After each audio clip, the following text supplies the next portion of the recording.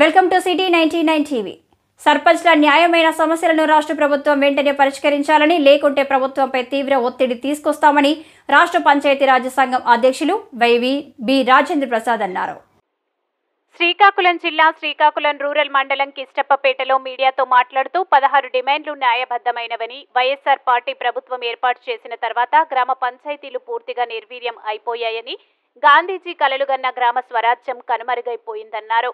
ఈ సమస్యలన్నీ 3,50,00,000 మంది ప్రజానీకులు అని, గత 4 ఏళ్లలో 12,918 గ్రామ పంచాయతీలు, 14-15 ఆర్థిక సంఘంలో విడుదల నిధులు కూడా ప్రభుత్వ పథకాలకు పక్కదారి పట్టించారని, కనీస మౌలిక సదుపాయాలు కూడా చేయలేని పరిస్థితుల్లో గ్రామ పంచాయతీలు ఉన్నాయని అన్నారు. ప్రజలతో ఎన్నుకోబడిన సర్పంచ్లు నేడు గ్రామాల్లో ఉత్సవ విగ్రహాలుగా మారిపోయారని, వారి విధులు, అధికారులు పూర్తిగా రాష్ట్ర ప్రభుత్వం దుర్వినియోగం కలిగించిందని, దీన్ని సర్పంచ్లు తీవ్రంగా వ్యతిరేకిస్తున్నారని తెలిపారు.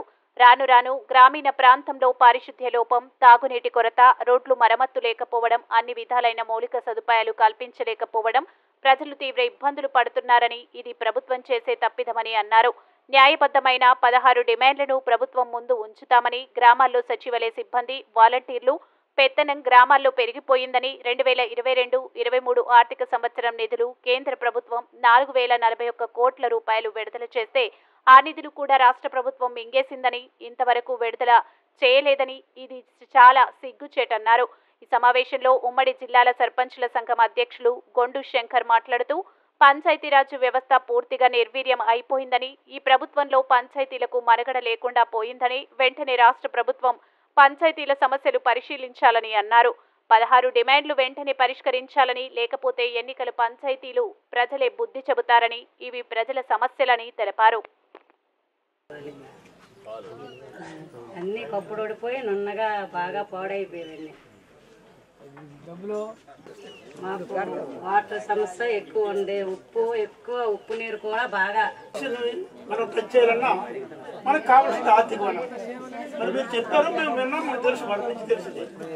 ఆర్థిక సంఘం తాలూకా నిధులని without notice of the sarpanch డబ్బు మరి త్రూఅవుట్ ది స్టేట్ డ్రా చేసి అంటే మీరు ఏం చేయగలిగింది? చేయగలిగింది అది పోరాటం తప్ప వేరే లేదు. సమస్యలు చాలా ఉన్నాయి. ప్రధానంగా ఇది గ్రామీణ ప్రాంతం, వ్యవసాయంగా ఆధారపడినటువంటి గ్రామం ఇది. అది శంకర్ ఆధ్వర్యంలో ఒక రోడ్డు వేసుకోగలిగాం, ఒకే ఒక రోడ్డు.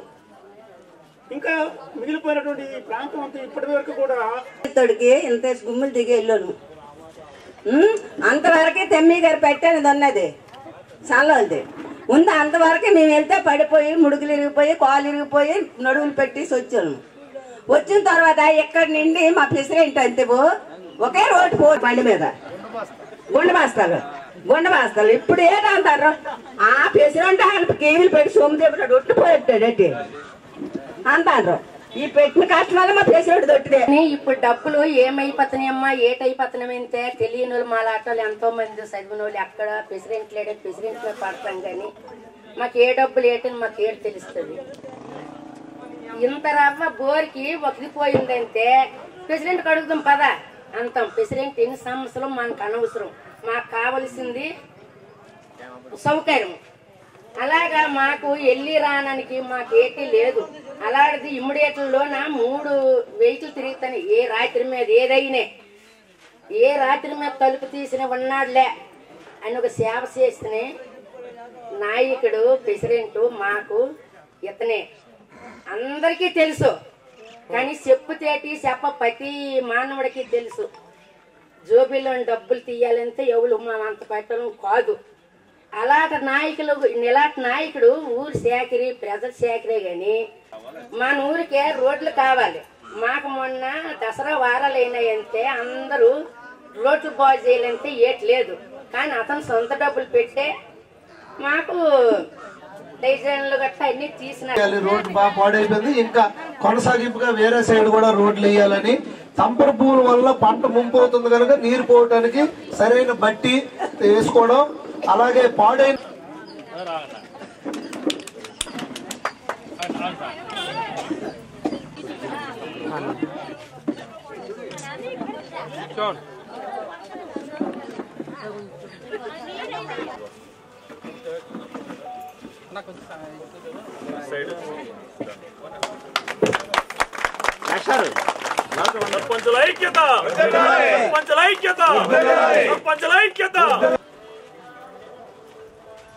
అలాగే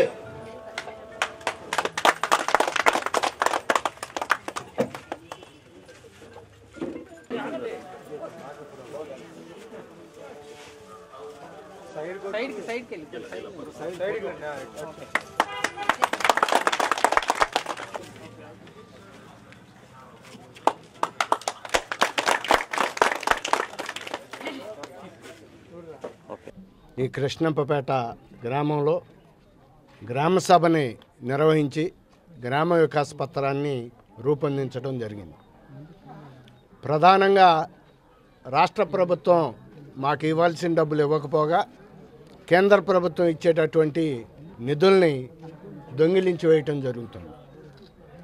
దీనివల్ల గ్రామాల ప్రజలకు కావాల్సిన మౌలికమైన సౌకర్యాలు, త్రాగునీరు, రోడ్లు, డ్రైనేజ్, శానిటేషన్, లైటింగ్ ఇటువంటి కల్పించలేకపోతున్నారు. ప్రజలు తీవ్రంగా ఇబ్బందులు పడుతున్నారు. అందుకనే ఆ గ్రామాల ప్రజలను కలిసి వాళ్ళ అభిప్రాయాలు ఏంటి, వాళ్ళ కష్ట నష్టాలు ఏంటి తెలుసుకుని దీనికి ఈ ప్రజలు పడేటటువంటి బాధలకి కారణం ఆ గ్రామ సర్పంచ్ కాదు, దానికి కారణం ముఖ్యమంత్రి జగన్మోహన్ రెడ్డి గారు. పంచాయతీలకు ఇవ్వాల్సిన డబ్బులు ఇవ్వకపోగా ఆయన రాష్ట్ర ప్రభుత్వం నుంచి కేంద్ర ప్రభుత్వం ఇచ్చేటటువంటి డబ్బులను కూడా దొంగిలించి వేస్తున్నాడు. అందువల్లనే గ్రామాల్లో సర్పంచులు రోడ్లు కానీ, డ్రైన్లు కానీ, లైట్లు కానీ, త్రాగునీరు కానీ ఇవ్వలేకపోతున్నారు, వేయలేకపోతున్నారు అనేది స్పష్టంగా వివరించి చెప్పాం. వాళ్ళ దగ్గర నుంచి వాళ్ళ అభిప్రాయాలు తెలుసుకుని అవన్నీ కూడా లిఖితపూర్వకంగా గ్రామ వికాస పత్రంలో వాళ్ళకి ఏమేమి అవసరాలు ఉన్నాయనేది రూపొందించడం జరిగింది. అందులో భాగంగా ఇక్కడ కృష్ణప్పపేటలో సీనియర్ సర్పంచ్ దరిదాపు వారి కుటుంబం నుంచి 6 సార్లు ఈ గ్రామానికి సర్పంచ్గా చేశారు శంకర్ గారు. అటువంటి శంకర్ గారి అధ్యక్షతనే ఈ రోజున ఇక్కడ గ్రామ సభని నిర్వహించి ఈ గ్రామీణ ప్రజలతో మాట్లాడడం జరిగింది. శంకర్ గారికి ముందు వారి భార్య సర్పంచ్గా చేశారు. అప్పుడు ఈ గ్రామంలో సిమెంట్ రోడ్లు వేసుకున్నాం, డ్రైన్లు కట్టుకున్నాం, త్రాగునీరు పొందామని చెప్పి గ్రామంలో ఉన్న ప్రజలందరూ చెప్పారు గ్రామ సభలో. అదే ఇప్పుడు శంకర్ గారు సర్పంచ్గా అయిన తర్వాత ఈ 4 సంవత్సరాల్లో కూడా ఒక్క రోడ్డు వేసుకోలేకపోయాం, ఒక్క డ్రైన్ కట్టుకోలేకపోయామని ప్రజలు వాపోవటం జరిగింది. వాళ్ళ యొక్క ఇబ్బందులు, కష్టాలు చెప్పారు. వాటికి శంకర్ గారు బాధ్యుడు కాదు, కారణం కాదు. ముఖ్యమంత్రి జగన్మోహన్ రెడ్డి గారే మీ గ్రామ ప్రజల యొక్క కష్టాలకి బాధ్యులు అని చెప్పి స్పష్టంగా ఈ సందర్భంగా గ్రామంలోని ప్రజలందరికీ కూడా వివరించి చెప్పడం జరిగింది.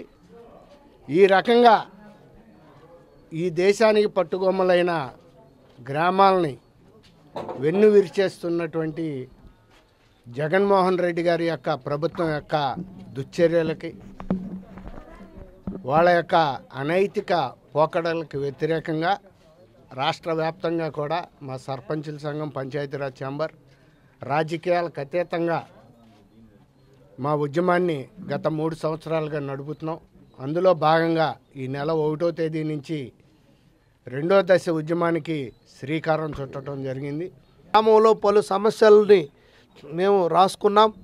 ఇది నారా చంద్రబాబు నాయుడు గారు ప్రతిపక్ష నేత ఎవరైతే ఉన్నారో ప్రస్తుతం ఆయనకి మేము లేఖ ద్వారా ఇది పంపించడం జరుగుతుంది. ఎందుకంటే రేపు మా గ్రామాల్లో ఎవరైతే బాగు చేస్తారో, ఎవరైతే మాకు స్పష్టమైన హామీ ఇస్తారో, మాకు మేనిఫెస్టోలో పొందుపరుస్తారో వారికే మా మద్దతు ఉంటుందని కూడా మా పంచాయతీరాజ్ ఛాంబర్ తరపున కానీ, రాష్ట్ర సర్పంచుల సంఘం తరపున కానీ చెప్పడం జరిగింది. దాంట్లో భాగంగానే ఈరోజు ఈ సభ పెట్టాం. ఈ రాష్ట్రంలో పంచాయతీరాజ్ వ్యవస్థ అలాగే సర్పంచుల వ్యవస్థని నిర్వీర్యం చేస్తున్న ఈ ప్రభుత్వం పరిస్థితిని కూడా ప్రజలకు విన్నవించి, ఎందుకంటే సర్పంచులే ఇక్కడ మౌలిక వసతులు కానీ గ్రామాల అభివృద్ధి కానీ చేయవలసింది పూర్తిగా సర్పంచుల బాధ్యత. ఈరోజు లైట్లు వేయాలన్నా, డ్రైన్లు క్లీన్ చేయాలన్నా, బ్లీచింగ్ పౌడర్ కొట్టాలన్నా, త్రాగునీటి సమస్య తీర్చాలన్నా, ఎలక్ట్రికల్ సమస్య తీర్చాలన్నా అంత గ్రామ సర్పంచుల బాధ్యతే.